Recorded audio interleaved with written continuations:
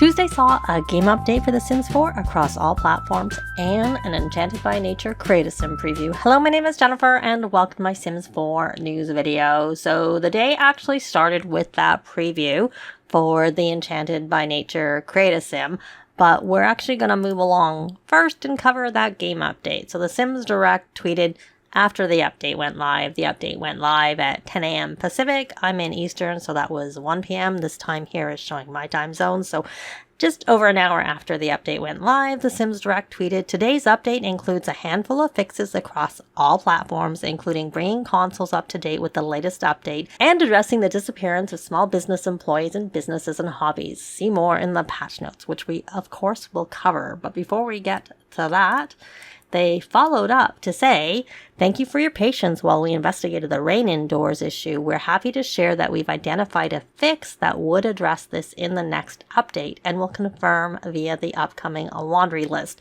So the next update should be July 1st per the roadmap, and that is to prepare the game for the Enchanted by Nature pack that comes out on July 10th, so it's coming out 9 days ahead. I do prefer how they've been doing that with the recent expansion packs to give a little bit of time to see if there's any issues, and then they get some fixes out before the pack comes out. So 2 weeks from when this patch went live, assuming it's actually included, it should be a fix in the game, so I'm sure that will make many people happy.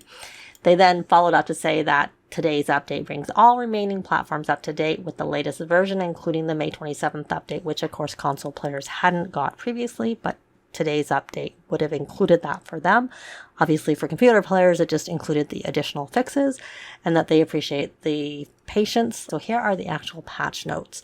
So there are the game versions. So this is the version you should be on for those respective, platforms, computer, Mac, or console if you have updated.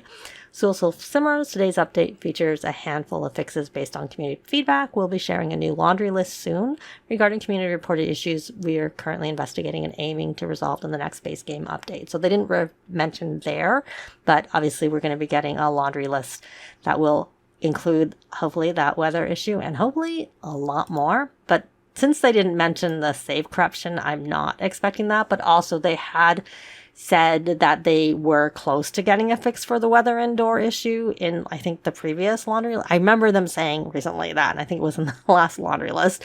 So I'm not surprised that there's a fix for that, whereas they said they were still looking for information and investigating the save corruption issue. So here are the actual notes, and of course they're not very long, nor would I expect them to be, and they really are only for issues that happened with the May 27th update. So of course the full update for May 27th is now available for Simmers on Xbox and PlayStation. I covered that in a separate video. I also went over the new bugs, most of which were fixed here. So we have these bug fixes, base game and multi-pack. So the first one is resolved an issue where Sims models could become distorted when traveling shortly after aging up, and that bug report is marked as fixed. This next one, Sim portraits are now properly updated with career outfits when Sims join a career.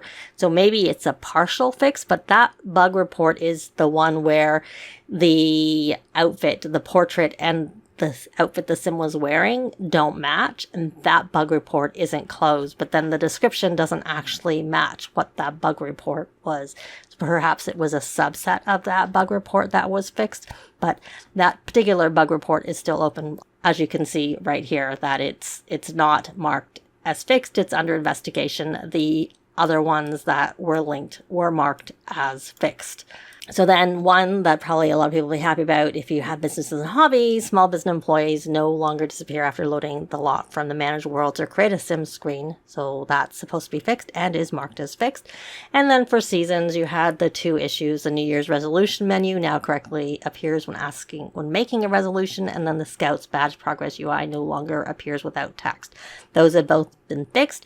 Kudo had a bug fix mod for that. So if you had added that bug fix mod, you should remove it. And then just briefly, since this was an update, here are some basic steps to prepare for computer players. Before you update, I would recommend backing up your save, and this does apply for PlayStation 4 and PlayStation 5 players too. I would usually say move your mods folder to your desktop, but this update did not disable mods, so I would you could probably not do that unless you have problems, then you should go to this step afterwards. And then if you are moving your mods folder to your desktop, check your saves folder for any mod setting files. Some mods do that. I still recommend that after you update, you repair your game in the EA app, and on Steam, this is verified game files. I would also recommend you delete your local thumb cache file. And the sixth part about waiting for your mod CC are cleared, updated before adding them back in. I've not seen any comments about any mods being broken. And as I said, even though they are automatically disabled with most updates, this update, I've been told they weren't disabled. I have not actually updated yet. I usually wait to see if there are any new reported issues, which I haven't seen any so far. I just really honestly haven't had time to do it because I've been working on other things.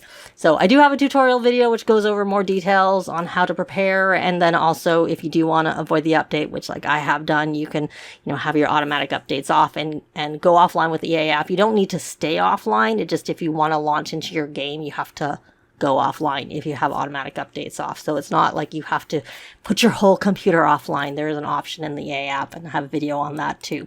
So that's actually it for the update. It was pretty basic. Other than if you do want to check out, if you use mods, Luth is using the same list that she did with the May 27th update. So I will link that below. But like I said, I think I saw a mod got updated, but I think it was just probably a generic things are being updated, but I've been monitoring it and I haven't really seen anything too much.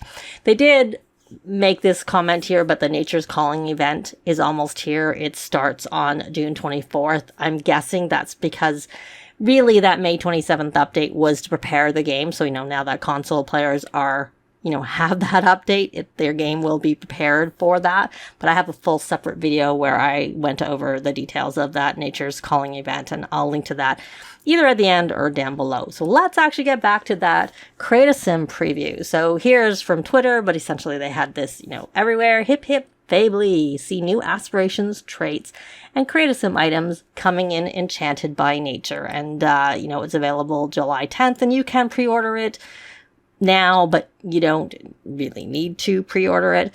So here are like the items that are shown.